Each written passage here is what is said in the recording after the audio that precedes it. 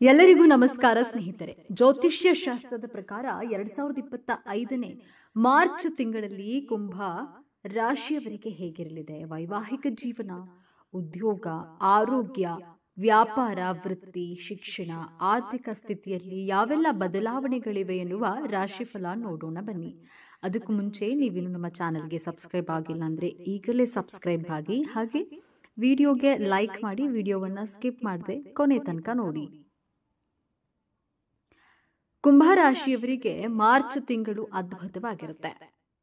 ನಿಮ್ಮ ವೃತ್ತಿ ಜೀವನದಲ್ಲಿ ಮುಂದುವರಿಯಲು ಅನೇಕ ಅವಕಾಶಗಳಿವೆ. ಮತ್ತೊಂದೆಡೆ ಹಣದ ಲಾಭದಿಂದಾಗಿ ಆರ್ಥಿಕ ಸ್ಥಿತಿಯು ಬಲಗೊಳ್ಳುತ್ತದೆ.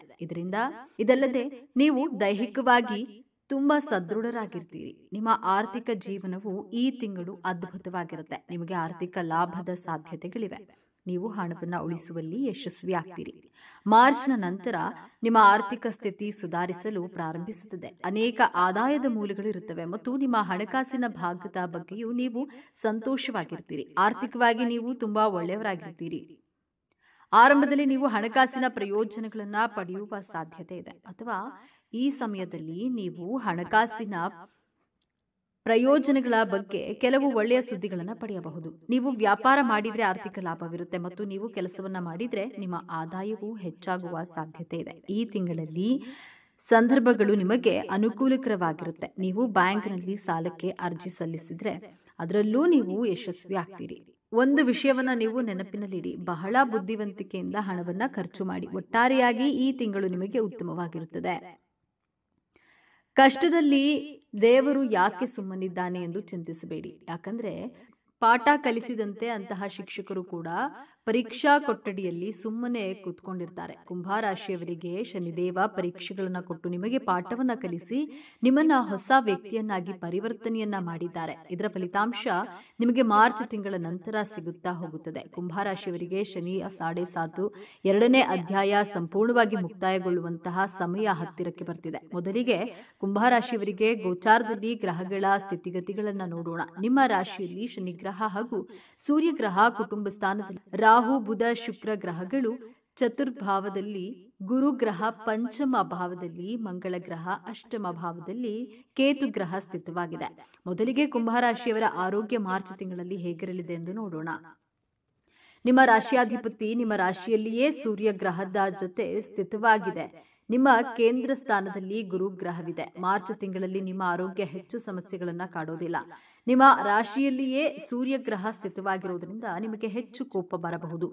ತಲೆ ಬಿಸಿ ಮಾಡಿ ತಾಳ್ಮೆಯನ್ನ ಕಳೆದುಕೊಂಡು ಓವರ್ ಸ್ಟ್ರೆಸ್, ಅಗ್ರೆಸಿವ್ ಆಗಿ ಬಿಹೇವ್ ಮಾಡ್ತೀರಾ. ಈ ರೀತಿ ಮಾಡೋದ್ರಿಂದ ತಲೆನೋವು ಬರಬಹುದು. ಹೀಟ್ ರಿಲೇಟೆಡ್ ಹೆಲ್ತ್ ಇಶ್ಯೂಸ್ ನ ಫೇಸ್ ಮಾಡಬೇಕಾಗುತ್ತೆ. ಮಾರ್ಚ್ 15ರವರೆಗೂ ತಾಳ್ಮೆ ಕಡಿಮೆ ಇರೋದ್ರಿಂದ ತಲೆನೋವು ಬರುವಂತಹ ಸಾಧ್ಯತೆಗಳು ಹೆಚ್ಚಾಗಿದೆ. ಮಾರ್ಚ್ 15ರ ನಂತರ ನಿಮ್ಮ ಆರೋಗ್ಯ ಬಹಳ ಚೆನ್ನಾಗಿರುತ್ತದೆ. ಕುಂಭರಾಶಿ ವಿದ್ಯಾರ್ಥಿಗಳ ವಿದ್ಯಾಭ್ಯಾಸದ ಬಗ್ಗೆ ನೋಡೋಣ.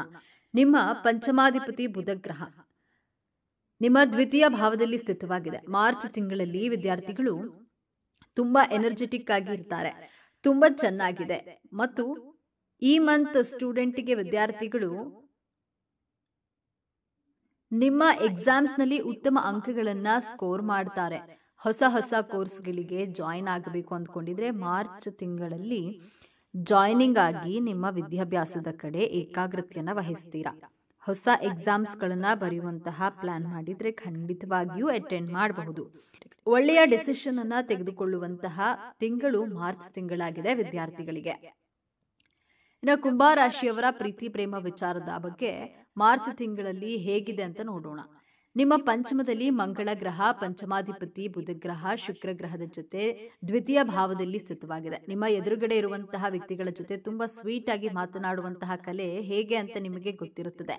ಈ ತಿಂಗಳು ಮಾರ್ಚ್ ತಿಂಗಳಲ್ಲಿ ಆಪೋಸಿಟ್ ಪರ್ಸನ್ ಅನ್ನ ನಿಮ್ಮ ಮಾತಿನಿಂದ ಅಟ್ರಾಕ್ಟ್ ಮಾಡ್ತೀರಾ. ನೀವು ಮಾತನಾಡುವಂತಹ ರೀತಿಗೆ ನಿಮ್ಮ ಪ್ರೇಮ ಖಂಡಿತವಾಗಿಯೂ ಇಂಪ್ರೆಸ್ ಆಗಿಯೇ ಆಗ್ತಾರೆ. ಇಷ್ಟು ದಿನಗಳಿಂದ ನಿಮ್ಮ ಪ್ರೇಮಿ ನಿಮ್ಮಿಂದ ಜಗಳ ಆಡಿಕೊಂಡು ಕಾರಣಾಂತರಗಳಿಂದ ದೂರವಾಗಿದ್ರೆ ಮಾರ್ಚ್ ತಿಂಗಳಲ್ಲಿ ಮತ್ತೆ ನಿಮ್ಮನ್ನ ಹುಡುಕಿಕೊಂಡು ಬಂದೇ ಬರ್ತಾರೆ. ಮಾರ್ಚ್ ತಿಂಗಳಲ್ಲಿ ಕುಂಭರಾಶಿಯವರ ಲವ್ ಲೈಫ್ ಎಕ್ಸಲೆಂಟ್ ಆಗಿದೆ. ಕುಂಭರಾಶಿಯವರ ವೈವಾಹಿಕ ಜೀವನ ಹೇಗಿದೆ ಅಂತ ನೋಡೋಣ. ನಿಮ್ಮ ಸಪ್ತಮಾಧಿಪತಿ ಸೂರ್ಯಗ್ರಹ, ನಿಮ್ಮ ರಾಶ್ಯಾಧಿಪತಿ ಶನಿ ಗ್ರಹ ನಿಮ್ಮ ರಾಶಿಯಲ್ಲಿಯೇ ಸ್ಥಿರವಾಗಿದ್ದಾರೆ. ನೀವು ಹಠ ಮಾಡ್ತೀರಾ, ನಿಮ್ಮ ಲೈಫ್ ಪಾರ್ಟ್ನರ್ ಕೋಪ ಮಾಡ್ಕೊಳ್ತಾರೆ. ನಿಮ್ಮ ಹಠಕ್ಕೆ ಬೇಸತ್ತು ನಿಮ್ಮ ಜೀವನ ಸಂಗಾತಿ ಕೋಪಿಸಿಕೊಳ್ತಾರೆ, ತುಂಬಾ ಡಾಮಿನೇಟ್ ಆಗಿರ್ತಾರೆ. ನಿಮ್ಮ ಲೈಫ್ ಪಾರ್ಟ್ನರ್, ಇದು ಜನರಲ್ ಪ್ರಿಡಿಕ್ಷನ್ ಆದ್ರೆ ಮಾರ್ಚ್ ತಿಂಗಳಲ್ಲಿ ನೀವು ಹಾಗೂ ನಿಮ್ಮ ಜೀವನ ಸಂಗಾತಿ ಟ್ರಿಪ್ ಹೋಗಲು ಪ್ಲಾನ್ ಮಾಡ್ತೀರಾ, ಶಾಪಿಂಗ್ ಅನ್ನ ಮಾಡ್ತೀರಾ. ನಿಮ್ಮ ವೈವಾಹಿಕ ಜೀವನ ಮಾರ್ಚ್ ತಿಂಗಳಲ್ಲಿ ಸುಮಧುರವಾಗಿರುತ್ತದೆ. ಕುಂಭರಾಶಿಯವರ ಅದೃಷ್ಟ, ಜಾಬ್ ಹಾಗೂ ಬಿಸ್ನೆಸ್ ಮಾರ್ಚ್ ತಿಂಗಳಲ್ಲಿ ಹೇಗಿದೆ ಅಂತ ನೋಡೋಣ ಬನ್ನಿ. ಭಾಗ್ಯಾಧಿಪತಿ ಶುಕ್ರಗ್ರಹ ಉಚ್ಚ ರಾಶಿಯಂತಹ ಮೀನ ರಾಶಿಯಲ್ಲಿ ಸ್ಥಿತವಾಗಿದೆ. ಮಾರ್ಚ್ ತಿಂಗಳಲ್ಲಿ ಕುಂಭರಾಶಿಯವರಿಗೆ ಲಕ್ಷ್ಮಿ ಯೋಗ ಅಂತಾನೆ ಹೇಳಬಹುದು. ನಿಮ್ಮ ಅದೃಷ್ಟಕ್ಕೆ ಶುಕ್ರಗ್ರಹದ ಸಂಪೂರ್ಣ ಆಶೀರ್ವಾದವಿದೆ. ಹೊಸ ಬಿಸ್ನೆಸ್ ಸ್ಟಾರ್ಟ್ ಮಾಡಬೇಕು ಅಂದುಕೊಂಡಿರುವವರು ಹಾಗೂ ಜೀವನದ ಮಹತ್ತರ ನಿರ್ಧಾರಗಳನ್ನು ತೆಗೆದುಕೊಳ್ಳುವಂತಹ ಸಮಯ, ನಿಮ್ಮ ಮನಸ್ಸಿನಲ್ಲಿ ಇರುವಂತಹ ಪ್ಲಾನ್ಗಳನ್ನ ಕಾರ್ಯರೂಪಕ್ಕೆ ತರುವಂತಹ ಅದ್ಭುತ ಸಮಯ ಇದಾಗಿದೆ. ನಿಮ್ಮ ಭಾಗ್ಯದ ಬಾಗಿಲು ತೆರೆಯುವಂತಹ ತಿಂಗಳು ಇದಾಗಿದೆ. ಮಾರ್ಚ್ 29ಕ್ಕೆ ಶನಿ ಗ್ರಹ ನಿಮ್ಮ ರಾಶಿಯನ್ನು ಬಿಟ್ಟು ಹೋಗ್ತಿರ್ತಾರೆ. ನಿಮ್ಮ ಹಾಗೂ ನಿಮ್ಮ ತಾಯಿಯ ಮಧ್ಯೆ ಇರುವಂತಹ ವೈಮನಸ್ಸುಗಳು ದೂರವಾಗಲಿದೆ. ನಿಮ್ಮ ಮನಸ್ಸಿಗೆ ನೆಮ್ಮದಿ, ಶಾಂತಿ ಸಿಗಲಿದೆ. ಡಿಪ್ರೆಷನ್, ಆಂಗ್ಸೈಟಿ, ಟೆನ್ಷನ್ಗಳಿಂದ ಸಂಪೂರ್ಣವಾಗಿ ಹೊರಗಡೆ ಬರ್ತೀರಾ. ನಿಮ್ಮ ಅನಾರೋಗ್ಯದ ಸಮಸ್ಯೆಗಳಿಗೆ ಮುಕ್ತಿ ಸಿಗಲಿದೆ. ನಿಮ್ಮ ಜಾಬ್ನಲ್ಲಿ ಇರುವಂತಹ ತೊಂದರೆ, ಅಡೆತಡೆಗಳು ಮಾರ್ಚ್ ತಿಂಗಳ ನಂತರ ಸಂಪೂರ್ಣವಾಗಿ ಕಡಿಮೆಯಾಗಲಿದೆ.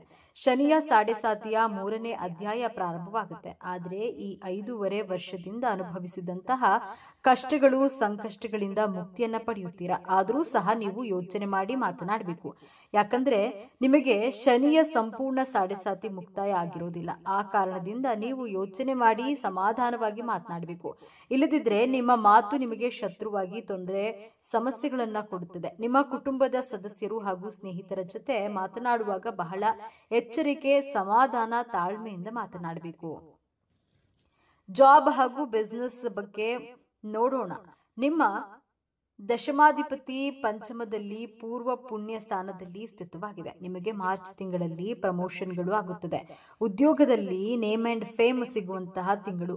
ನಿಮ್ಮ ಕಾರ್ಯಕ್ಷೇತ್ರದಲ್ಲಿ ತುಂಬಾ ರಿಲ್ಯಾಕ್ಸ್ ಮೂಡ್ ನಲ್ಲಿ ಕೆಲಸ ಮಾಡ್ತೀರಾ. ತುಂಬಾ ಎನರ್ಜೆಟಿಕ್ ಮತ್ತೆ ಕಾನ್ಫಿಡೆಂಟ್ ಆಗಿ ಕಾರ್ಯಗಳನ್ನ ಮಾಡ್ತೀರಾ. ಉದ್ಯೋಗ ಇಲ್ಲದವರಿಗೆ ಹೊಸ ಉದ್ಯೋಗಗಳು ಸಿಗುವಂತಹ ಸೂಚನೆಗಳು ತೋರಿಸ್ತಾ ಇದೆ.